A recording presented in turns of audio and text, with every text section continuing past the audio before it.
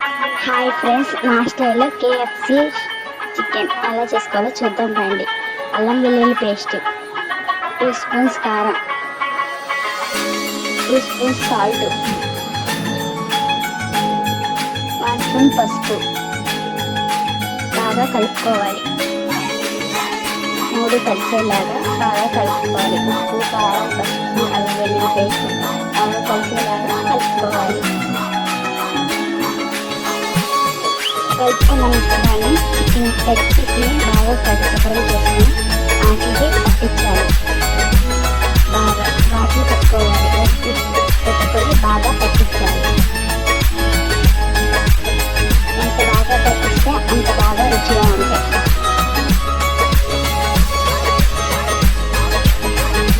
బయట మనం బంగాళాదుంప చికెన్ కదా, తీసుకొని ఇలా చేసుకోవాలి. పౌడర్ లాగా చేసుకోవాలి.